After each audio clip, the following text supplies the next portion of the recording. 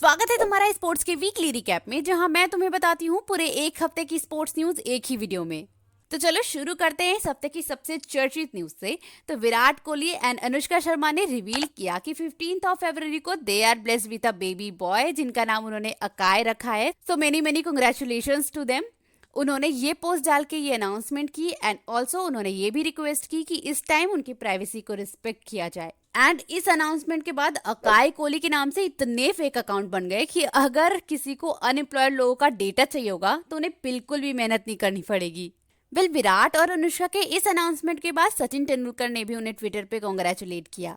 अब बात करते हैं श्रेयस अय्यर की। तो जैसा कि मैंने तुम्हें बताया था कि बीसीसीआई ने सभी प्लेयर्स को रणजी ट्रॉफी खेलना कंपलसरी कर दिया है अगर वो नेशनल ड्यूटी पे नहीं है या फिर एनसीए में नहीं है। लेकिन श्रेयस अय्यर रणजी ट्रॉफी का क्वार्टर फाइनल मिस कर रहे हैं अपनी बैक पेन की वजह से। लेकिन नितिन पटेल जो कि एनसीए में हेड हैं स्पोर्ट्स साइंस एंड मेडिसिन के, उन्होंने ईमेल में सेलेक्टर्स को कंफर्म किया कि there was no fresh injury report and he was fit. And इसके बाद कुछ रिपोर्ट्स के अकॉर्डिंग ईशान किशन और श्रेयस अय्यर को बीसीसीआई सेंट्रल कॉन्ट्रैक्ट से रिमूव कर रही है। ये रिपोर्ट्स हैं, कंफर्म नहीं है। अगर ऐसी कोई न्यूज आती है तो मैं तुम्हें बता दूंगी। लेकिन एक चीज तो कंफर्म है कि ऋषभ पंत दिल्ली कैपिटल्स को लीड करने वाले हैं। पार्थ जिंदल जो कि को ओनर है दिल्ली कैपिटल्स के, उन्होंने कंफर्म किया।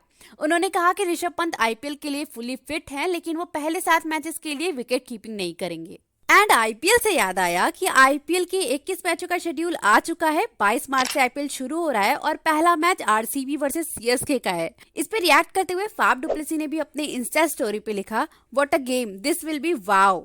एंड बाकी के 21 मैचेस का शेड्यूल ये रहा, तुम पॉज करके देख सकते हो। आईपीएल तो 22 मार्च से स्टार्ट हो रहा है, लेकिन 23 फरवरी से स्टार्ट हो चुका है डब्ल्यूपीएल। तो क्या तुम वुमेन्स प्रीमियर लीग देख रहे हो? मुझे कॉमेंट्स में बताओ। और ये भी बताओ कि पहला और दूसरा मैच किसके बीच हुआ था और किसने जीता। ऋषभ पंत तो आईपीएल खेलेंगे, लेकिन शायद मोहम्मद शामी आईपीएल को मिस करेंगे, क्योंकि कुछ रिपोर्ट्स के अकॉर्डिंग उनकी एंकल इंजरी के कारण आईपीएल मैचेस वो नहीं खेल सकते। अब बात करते हैं मनोज तिवारी की। तो अगर तुम्हें याद नहीं है तो मैं तुम्हें याद दिला देती हूँ कि इन्होंने इंडिया के लिए 2008 में ओडीआई डेब्यू किया था ऑस्ट्रेलिया के खिलाफ। एंड देन 2011 में उन्होंने वेस्ट इंडीज के खिलाफ चेन्नई में 100 भी बनाया था और उस मैच में वो मैन ऑफ द मैच भी थे। एंड इन्होंने इंडिया के लिए 12 ओडीआई और 3 टी20 खेले हैं। तो उन्होंने कहा कि मेरे पास 65 फर्स्ट क्लास मैचेस का और 65 बैटिंग एवरेज था। मैंने एक मैच में 130 रन बनाए थे और 93 रन बनाए थे इंग्लैंड के खिलाफ। लेकिन मेरी जगह युवराज सिंह को सेलेक्ट कर लिया गया। In fact man of the match होने के बाद भी मुझे इग्नोर किया गया। मेरा सेल्फ कॉन्फिडेंस उस टाइम पीक पे था, तभी उसे खत्म कर दिया गया। 14 मैचेस के लिए मुझे इग्नोर किया गया और एक प्लेयर के लिए सेल्फ कॉन्फिडेंस ही सब कुछ होता है। एंड जब रिपोर्टर ने उनसे पूछा कि उस टाइम तो एमएस धोनी कैप्टन थे, तो उन्होंने कहा कि हाँ, एमएस धोनी कैप्टन थे और अगर मुझे उनसे एक क्वेश्चन पूछने का मौका मिला तो मैं उनसे पूछूंगा कि सेंचुरी बनाने के बाद भी मुझे ड्रॉप क्यों किया गया, स्पेशली ऑस्ट्रेलिया टूर पे जहां विराट, रोहित, सुरेश रैना कोई भी रन स्कोर नहीं कर रहे थे। एज अ क्रिकेट फैन तुम्हारा इस पे क्या ओपिनियन है, मुझे कॉमेंट्स में बताओ। अब बात करते हैं India versus England third test की। तो जैसा कि तुम्हें पता है कि इंडिया ये टेस्ट जीत चुकी है और ये जीत सबसे बड़ी जीत थी रनों के मामले में पूरे टेस्ट क्रिकेट की हिस्ट्री में। यशस्वी जायसवाल ने भी दोनों इनिंग्स में 200 रन बनाए और सरफराज खान ने भी दोनों ही इनिंग्स में अपनी 50 पूरी की थी। एंड जब बेन डकेट से यशस्वी जायसवाल के 200 रनों के बारे में पूछा गया, उन्होंने कहा कि जब आप ऑपोजिशन के प्लेयर्स को इस तरीके से खेलते हुए देखते हैं तो ऐसा लगता है कि हमें भी थोड़ा क्रेडिट मिलना चाहिए कि वो हमारे सामने थोड़ा अलग खेलते हैं जैसा कि बाकी लोग यूजुअली टेस्ट क्रिकेट खेलते हैं। वैसे मैं डकेट से पूछना चाहूंगी कि आपके देश में सभी ऐसे बहके बहके बातें करते हैं या फिर आप क्रिकेट वाले जब हार बर्दाश्त नहीं कर पाते तो ऐसी बातें करने लगते हैं। वैसे कुछ रिपोर्ट्स के अकॉर्डिंग यशस्वी ने 5 करोड़ का घर भी खरीदा है मुंबई में। So many many congratulations to him for this.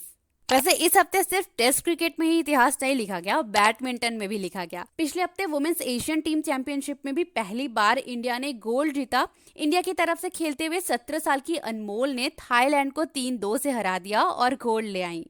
And अब फिर से क्रिकेट पे आए तो 23 फरवरी से इंडिया वर्सेस इंग्लैंड का 4th टेस्ट स्टार्ट हो गया है। एंड इस टेस्ट में बुमराह को वर्कलोड मैनेज करने के लिए रेस्ट दिया गया है और केएल राहुल भी अभी तक फिट नहीं हुए हैं, इसलिए केएल राहुल की जगह रजत पाटीदार खेल रहे हैं टीम में। और बुमराह की जगह अक्षदीप खेल रहे हैं और अपने डेब्यू मैच में ही उन्होंने 3 विकेट्स लिए हैं अभी तक। फर्स्ट इनिंग्स में इंग्लैंड 353 रन बनाए हैं और दूसरे दिन के खेल खत्म होने तक इंडिया का स्कोर 219 पे 7 विकेट है। यशस्वी जायसवाल ने एक बार फिर से अपनी हाफ सेंचुरी पूरी की है। इस टेस्ट में अश्विन ने 1 विकेट लिया है और इसी के साथ वो फर्स्ट ऐसे इंडियन बॉलर बन गए हैं जिन्होंने इंग्लैंड के अगेंस्ट टेस्ट में 100 विकेट्स लिए हैं। अब बात करते हैं क्रिकेट फैक्ट की। तो तुम मुझे बताओ कि तुम्हें क्या लगता है, इंग्लैंड के लिए उनका वर्ल्ड कप सबसे पहले वुमेन्स टीम ने जीता होगा या मेंस टीम ने? अगर तुम ये कह रहे हो कि मेंस टीम ने, तो तुम बिल्कुल गलत हो, क्योंकि इंग्लैंड के लिए उनका सबसे पहला वर्ल्ड कप उनकी वुमेन्स टीम ने जीता था 1973 में और ये पहली बार ही था जब वुमेन्स वर्ल्ड कप खेला गया था। तो चलो आज के लिए बस इतना ही। तुम मुझे कमेंट्स में बताओ कि वीडियो कैसी लगी। अगर अच्छी लगी हो तो लाइक शेयर एंड सब्सक्राइब कर देना। पिछले हफ्ते की वीडियो तुम्हें इस वीडियो के लास्ट में मिल जाएगी। मैं मिलती हूँ तुमसे अगली वीडियो में। बाय।